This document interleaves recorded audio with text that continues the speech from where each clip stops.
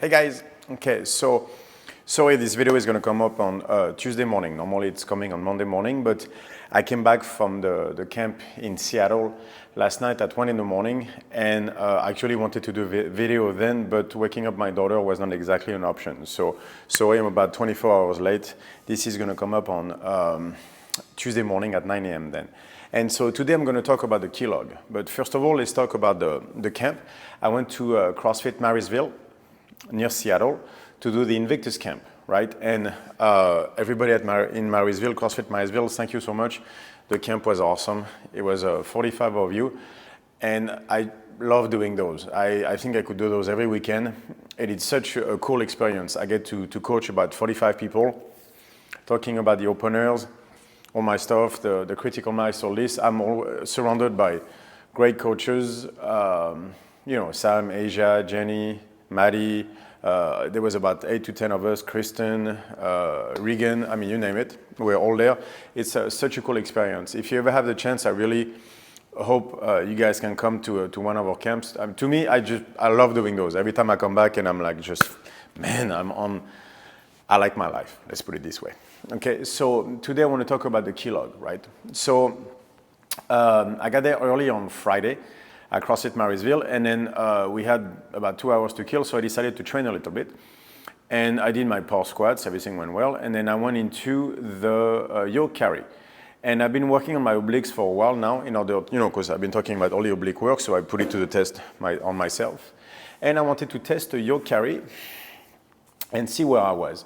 And ended up with a very good PR, a very big PR actually for me, of about 820, 830 pounds for whatever it was, 40, 50 feet, beltless, right? My previous best on the yoke carry without a belt was, I believe, 730. So it was a 100-pound PR. And the weight actually felt good. I'm pretty sure I could have done 900. I didn't want to go there because my rule is always 1 PR a day. The second you hit a PR, you're done for the day. So I did that carry. That's it. Didn't train anymore, which is good because I kind of felt it the next day, honestly. It's a lot of weight on one's back. But 830 was a great PR, 100-pound PR, couldn't be happier, honestly. 700 always felt heavy without a belt, and even though I could do it. And on Friday, I killed it. 700 felt very light. The first 20 feet on the 830 were also very light on my back. I just felt my legs were not, were starting to give up by the end, but the weight itself was very light on my back, and I credit that to all the oblique work that I did. One thing I was very happy about this PR is normally at this particular stage of my training, I should not be that strong. Right now, I'm pretty sure I can pause squat for a long pause, about 4 or 5, which is about 80% of my normal PR. I did 500 before. And so I'm about 80%. I'm going to explain to you why I'm only at 80% and not my usual 90+% where I like to stay. For the last 9 weeks, my friend's son, who's the soft tissue specialist at my gym, right? We work together, has been fixing my foot. So what happened? When I was about 10 years old, 11 years old, right? I qualified with my team. I used to play soccer. That was my first sport, really. And we qualified for the European Championship of 10-year-olds, 11-year-olds, something like that, right? So I'm about 3 weeks out, and this is a vacation before I go. I'm about to miss like 3 weeks of school, so you can imagine how happy I was. And to go into, it was like 20 French team, and then German, Holland, like European, 20 team of each country. It was a humongous event, right? And about a month before that, we were on vacation, and the kid drops a stone on my foot. Right? He shattered every bone in my right foot. Not cool. So we're in the Azores, which is a group of islands off the coast of Spain. We go to the local doctor. He pokes around and he goes like, nah, your foot is not broken. Everything is cool. So he wraps it, and then say you can walk on it. So I'm walking on it on a cane for about 2 weeks. And that was not a good idea. Let's put it this way. And so we went back to France, and then once I get to France, I go see my father, and he's like, let's go to the local hospital. We go there, we take an x-ray, and of course, every single bone in my foot is broken, right? Including, and that was the main one, the big one right there. And that one was shattered. And that was a problem. So all the bones heal incorrectly. And at that time, they chose not to re-break the foot, which was also a mistake, and to just cast it and let it heal incorrectly, and off you go. Okay, so at the time I didn't think too much of it. I was honestly so disappointed about missing that competition that nothing else really mattered to me. You know what I mean? So now we fast forward 30 years. With Sun, we've been working on my hips a lot because I always had the left side tighter. So I did a lot of jiu-jitsu, right? And I was very good at a half guard. And I had a tendency to do the half guard on the left a lot. So I always assumed that the tightness in my groin on the left was due to my jiu-jitsu and, you know, the abuse of MMA and things like that. And so for the last 9 weeks, we've been training my foot. So I call Sun the Korean bastard. I also call Sun Darth Korea, because this has to be the most painful thing ever. Every time anybody who's trained in my gym knows how painful this is. That guy, I swear, he must enjoy hurting people, because he comes from South Korea. I doubt that. I'm pretty sure he was North Korea. He was part of the interrogation system over there, and he defected, and he came to torture white people here. I'm pretty sure that's his story. But he's been, so once a week, he's gone through. So first he's been fixing my foot. So he has all those wonderful tools he uses, poking me around in the foot and everything. And then after he starts to go into my Achilles, that also feels awesome, by the way, a little bit higher on my calves, and then he goes into the hip, the groin on the right and everything, trying to reset everything. So he goes 1 week low, so foot and Achilles, 1 week high, back and forth for 9 weeks. And so it's been a fascinating experience, because I always figured the foot was bad. I had no idea how bad it was until we started fixing it. Like every week has been, my body has shifted. So I always talk about the kilo, right? And there was a few things I couldn't quite figure out, because I kept myself going very well through the openers and all the stuff that I do. But there was a few spots in my body where I was like, this is stuck, this is not quite working the way I want. And so we did all work on the hips beforehand, because I felt I needed, there was always a great tension in my SI and everything, and I figured I was shifting, but I took it from, years of jiu-jitsu, tightness here and everything. And no, actually ended up, because it was linked to the foot. I can tell you that now, because now we're fixing it.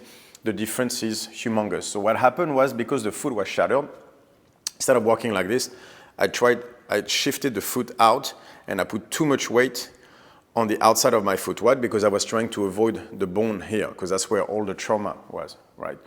And so over, 30 years of walking differently, training on it and doing all that stuff, I started to shift my hip this way, which obviously had a tremendous effect on my back.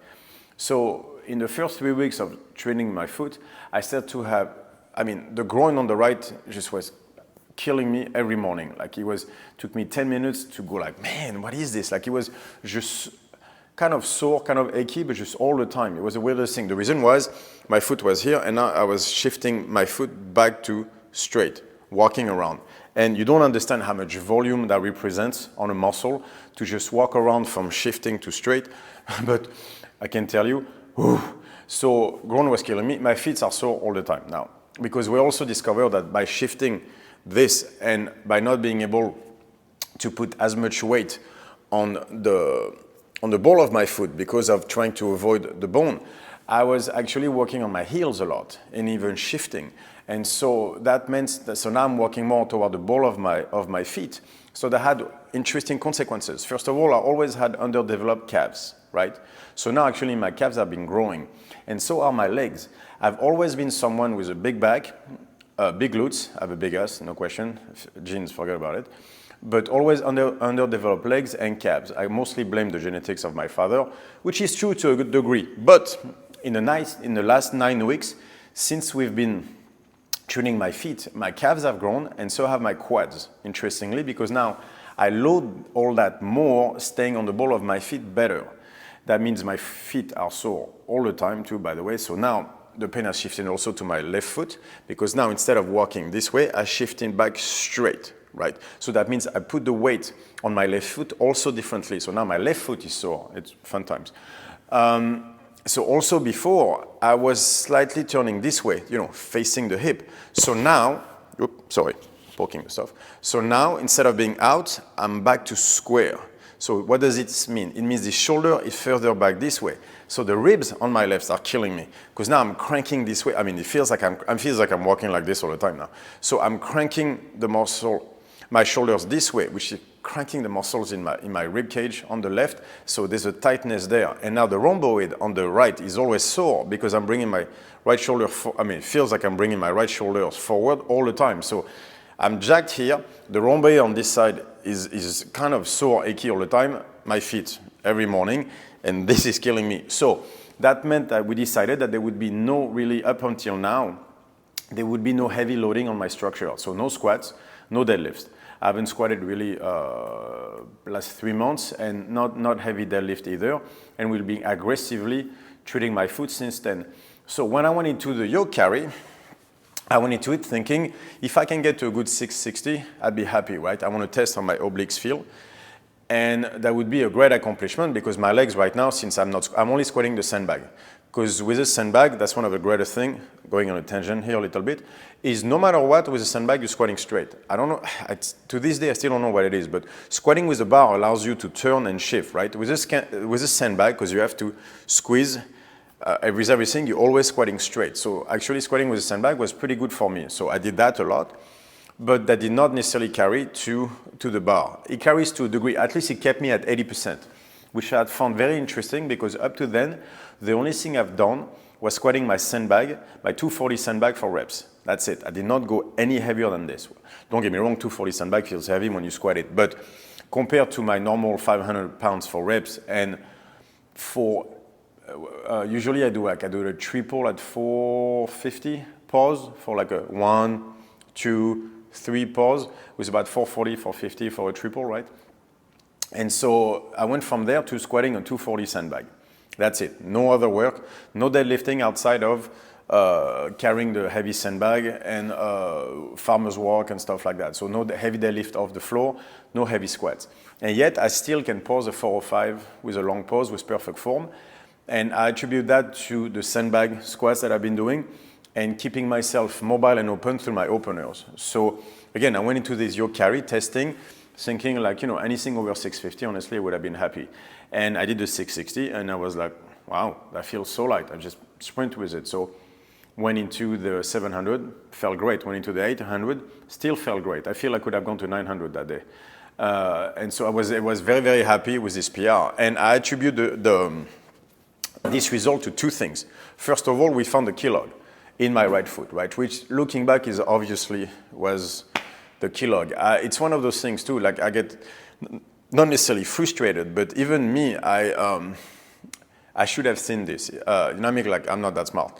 I'm very clear-minded, but see, I make mistakes too. Like I assumed too much. I looked at my past athletic history, and of course, the foot was something obvious, right? But it's always hindsight is 2020, and that's something I always try to go back to, like keylogs and all that stuff, is to not miss those cues. Like I should at least check that the foot, I always had pain there. I just did not understand how much I was shifting on that foot. And so that's one of the reasons I've been doing so well is because we've been shifting me correctly, like back to straight. So I don't care how strong your core is. If your shoulders and your hips are not pointing in the same direction, weight on your structure will destroy you. No matter how strong your core is, it doesn't matter, you are not aligned, so that will always be a problem. So me working with my hips shifting slightly has tremendous impact on my lower back. And since we've been squaring me up, suddenly everything is in line and everything feels so much better. And so that's been a major impact. But also it shows you the principle of the keylog. In my case, it was a trauma that happened when I was 10 years old, and I never really truly dealt with the foot. So I thought like growing through it and training, it wasn't. It was not okay. I thought it was not okay. It created certain shifts. And so the last 9 weeks have been spent resetting me straight. And so we've been loading every week a little bit more, trying to, because it's not enough to set everything straight. When everything is straight, you're going to have to retrain the body into functioning properly straight, right? So now, just that alone is not enough. Now I have to load myself into the correct pattern. So first we had to break the bad pattern. That's where Sen came in, torturing me with his freaking thing. And this is the most painful hour ever, every time. Just to give you an idea, I have a mouthpiece that lasted me 10 years of MMA, right? I chewed through it in 2 months with him, because he treated me before. 2 months, I chewed through a mouthpiece, just to tell you how painful this is, right? But he reseated me straight, so now what? Now I'm prone to go back to the early pattern because I spent 30 years working with my hips slightly shifted. So it was very important that I train through that phase, right? I could not just treat my foot, me do nothing for 6 weeks, and then start walking straight. It doesn't work like that. Every week, I had to now train in the correct pattern, which for me felt incorrect.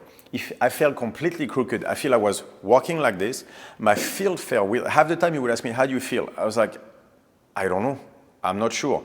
Different, that's for sure, but my right shoulder feels forward. So now benching always a problem, like just shifting a little bit. So now I'm not shifting anymore, right? Which is great, but that's killing my rhomboing on the right because now I feel like I'm benching like this. And so this chest actually has developed more on the right side now. So it's equal to the left because I always had a difference. So that's great. But that made me sore for like 3 weeks straight. So there have been many, many different changes like that I have to get used to. And so in order for me to set myself in the right pattern, now straight, I have to load my body every week as we work together. And now I'm in the phase where I'm going to rebuild my strength, but now in a straight pattern. So the key was finding the key log, which finally we found. And now I'm going to have retrained myself in the correct pattern, okay, which feels very different. So it's a lot of work, but it's very exciting because I can feel things are already clinking so much better.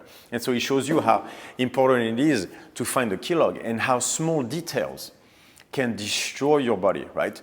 Going from here to here was enough over time, over weight and volume. It created a problem all the way up to the rhomboids, to me shifting my shoulders. I'm sure it had so many different effects on my body just out of shifting my foot slightly just to avoid a trauma on a bone that happened when I was 10 years old on top of it. So this is how important, by the way, the feet can be. And so I'm going to come back to that because that's something I saw at the camp I want to talk about. So, but the second phase, so I PR'd, right?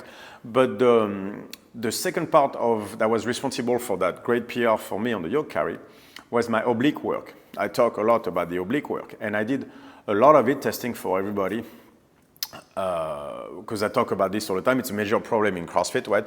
The lack of transversal work, anti-rotation, that makes people mostly load their lower back, creating more issue and everything. So the best exercise that I found for the obliques are,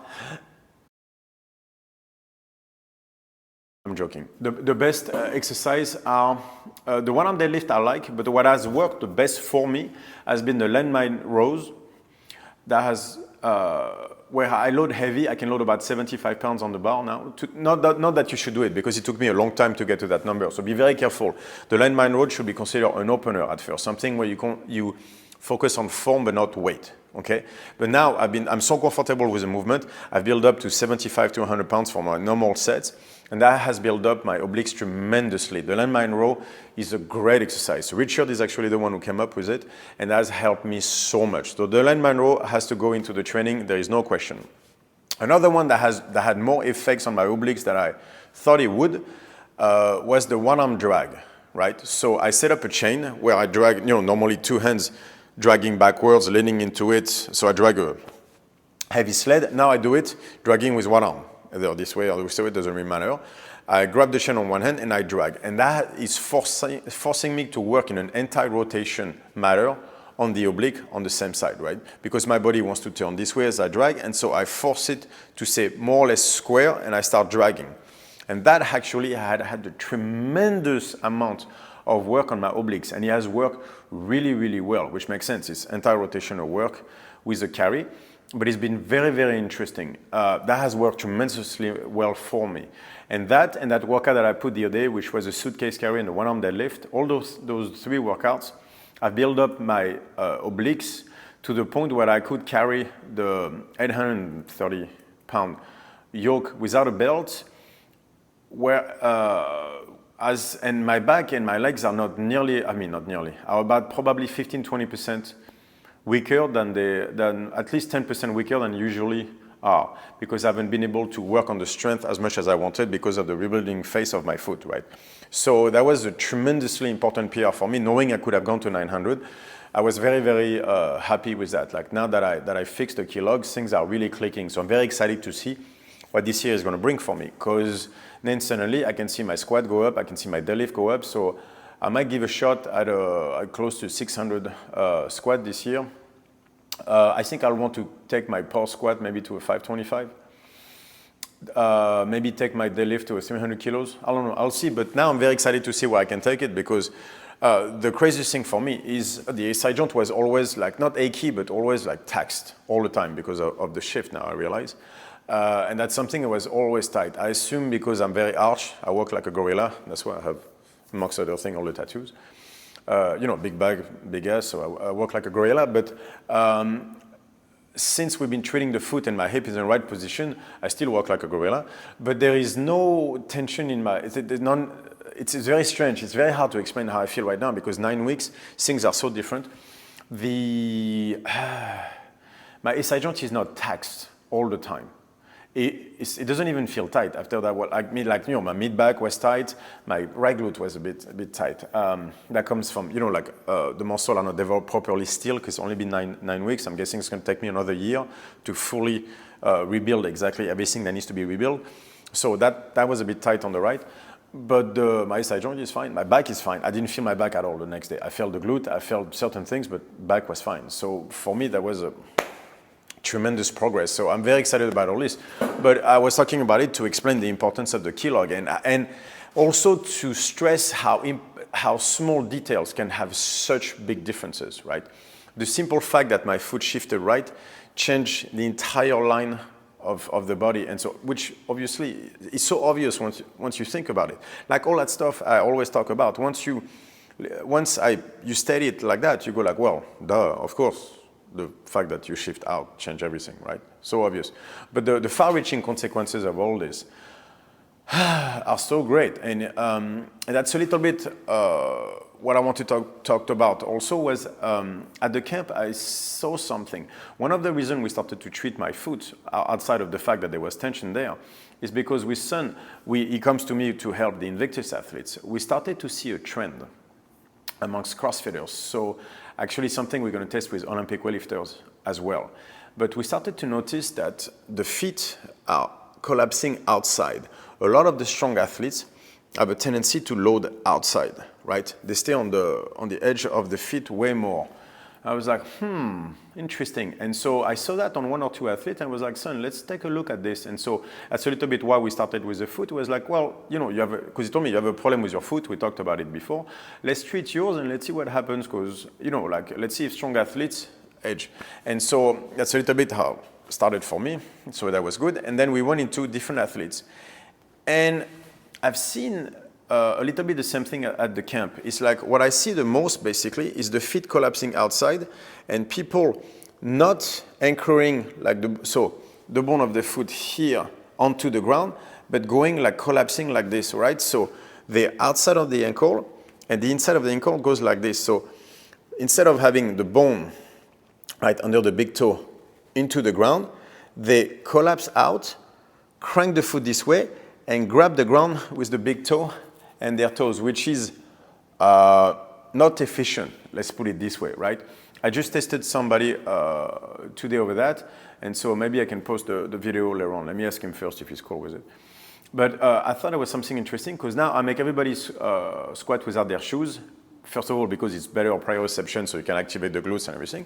But that seems to be an issue happening more than now that I look at it, it's actually happening quite often. So that's something I'm going to focus on. Because I had, for example, a lot of questions about opening the ankles and everything. And so every time I talk to people that do this, we always go back to the same principle, is that thing with squatting with your knees past your ankles, right? I'm not exactly sure. I know I've read all the stuff about torque in the hips and everything, but there's a few principles in this that I don't quite get. Let me get this. Let me explain something. So the idea here is this one, right? So that's the shin going into the ankle, right? So that would be the position when they squat, right? That would be the idea. But if I were to put the shins, to me, that means the weight is not directly on top of the ankle, right? I see most of the time the torque seems to go, the hip is on top of the ankle, depending on their stance, but the knee seems to shift out. My problem is the angle of the shin with the angle of the ankle, right? So if I had to have the shin vertical, that would mean like this, that would mean the ankle would be collapsing in. I don't understand what the principle is to have the shin of the ankle at that not at 90 degrees with the ankle. I don't understand. Like, and I know people are going to bring like 2 or 3 Olympic weightlifters, mostly Chinese, that squat like this. But if we do that, let's look at the 10 best squats of every weight class in powerlifting, Olympic weightlifting, and everything. And you're going to see outside of Olympic weightlifting, because it's a form of squat. But let's take the 10 best squats in the world, weight-wise, no matter what the sport, powerlifting, Olympic weightlifting, don't care, per weight class, per gender. And you're going to see mostly people squatting with their knees in line with their ankles, right? And so what I see too is that angle that you're asking. Most people, they can't do that, right? Their ankle do not cave, I guess, how do we do? Go like this. They not collapse in. So what they end up doing is this. Like their shin and the plane of the ankle stays at 90 degrees, but because they're driving the knees outside so much, they end up with their feet following the angle. So now, instead of having shins and ankle like this, the ankle follows the angle of the shins, and they end up doing this, right? Which makes sense because they want their ankles to stay at 90 degrees with the shins because that seems to be the better leverage. So this is something I've noticed. And so now I see a lot of people collapsing outside. And in order to lessen the pressure, they have to go like this with their toes. So instead of keeping the weight here where it belongs, they go on the outside and grip the ground with the toes. So first of all, you're going to give yourself a lot of shin splints doing that. And the pressure on the calves and the Achilles is tremendous. And again, by doing this, you are not loading your glutes, so you disengage the glutes tremendously doing this. And the pressure on the ankle is great, the pressure on the knees and everything. And you are mistreating your feet also by doing this. And if I can tell you something for personal experience now, mistreating your feet is not a winning combination. And so this is something I'm going to focus on, and we're going to keep testing that thing, and I'm going to keep making blogs about this because that pressure on the feet is, I think, something that is of great importance and that is responsible for issues far more than we think. I think it will lead to problem on the hips, problem on the ankles, obviously, but on the hips, on the lower back, disengaging the glutes. That is, to me, that seems to be an issue as big as that weak side lat that, make people go to their trap and everything, which is my biggest thing that I see in CrossFit. But I think that issue with with the shins, the ankle, and people collapsing their feet out, to me, will be just as big of an issue. And that's something I saw during the camp. And so now I'm going to start looking at this way more, and then I'll keep posting about that. But it'd be interesting for you guys out there, like try to squat without shoes and see if you do that kind of thing. Like usually you won't be able to see it on yourself because you're busy squatting. So take videos and start looking at that. But I see this more and more, the collapsing on the outside like that, especially like what they call birding the toes. That seems to be an excessively bad idea. So I am not of the school of pushing your knees out.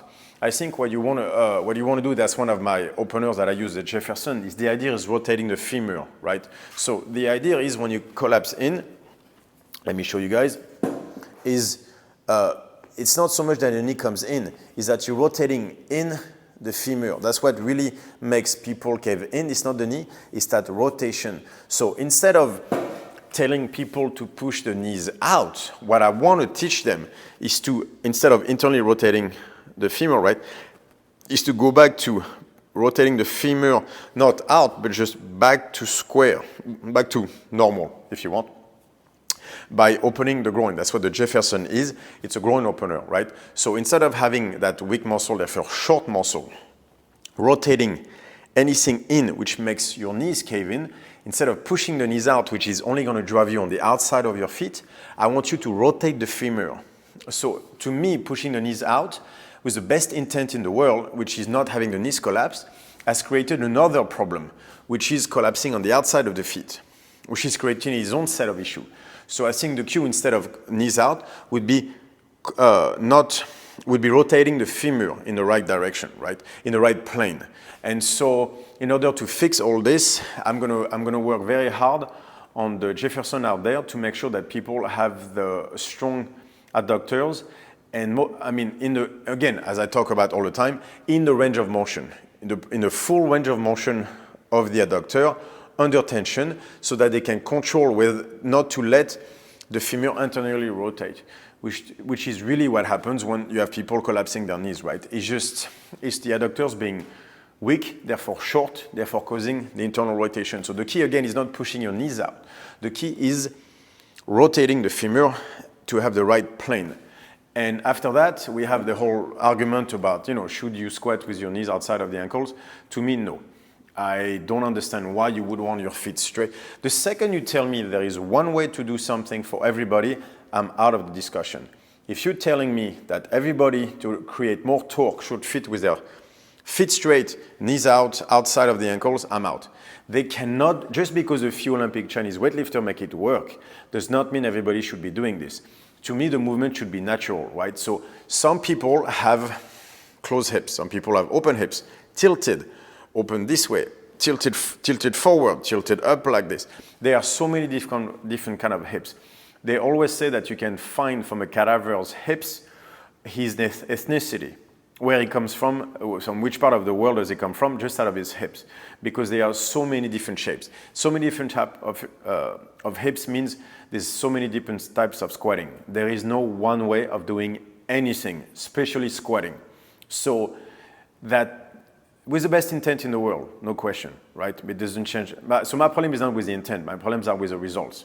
The idea of knees out, feet forward, torque the hips has created an entire generation of CrossFitters that collapse outside, disengaging their glutes, loading their quads and their hips in a sport that already is quite dominant and already not engaging the glutes enough. So now we're starting to see issues based on that. So my two things right now really is the weak side lat that is underdeveloped, causing shoulder problems and eventually lower back problems. And on the other side will be that, disengaging the posterior chain by loading the hips and the quads too much, and from different cues and different reasons, collapsing the feet out. So that's something, guys out there, I want you, because that's something I saw a lot at the camps too, is I want you to look at that weak side lat. Okay, you have to fix the lats. And do the landmine rows, do them often. It's great for the obliques, but also start to look at whether you collapse on the outside of your feet. When you squat, make sure that you squat in a form that is good for you, that is natural to you. I don't care what guys are saying out there.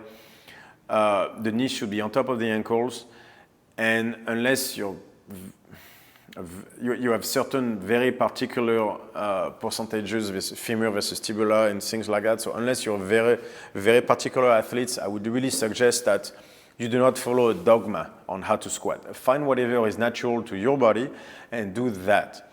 Like everything else, nobody can tell you what to do. They should be telling you how to do it, why you should do it a certain way, how to do it, and let you figure out what to do. Okay, it is up to you to find the methods based on the principles. Understand the principles, make up your own methods, okay? Do not let people tell you what to do. Make them tell you how to do it, and then you figure out what is best for you, okay? And so the two things I'm gonna focus a lot in fixing in people right now, because I think those are the two major ones, is gonna be the weak side. I mean, not necessarily the weak side, but the lat problem, usually in the medium plane, one of the two is weaker. That seems to be causing tremendous, that is causing tremendous problems. And the other one will be the feet issue, that the collapsing on the outside and so loading the hips and the quads too much, right? So that's something I saw at the camp, and it really struck me as a big problem. Usually on things like that, I'm pretty right. So this is something I'm gonna look into more, and I urge all of you out there to do it as well, because that's gonna be I'm pretty sure that one is gonna be pretty important.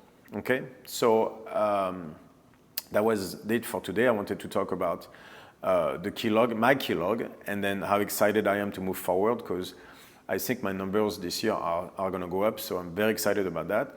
And then what I saw at the camp. Again, I want to thank CrossFit Marysville out there for all that, and all of you guys that I saw over there, right? All 45 of you, it was an awesome camp. And this will be it for tonight, because I'm tired, because between the weekend and waking up this morning, I'm tired. But I will see you guys next week. And then this week, again, we'll have a challenge that we'll post on Wednesday, okay? So for you guys, it'll be tomorrow. Burn the questions.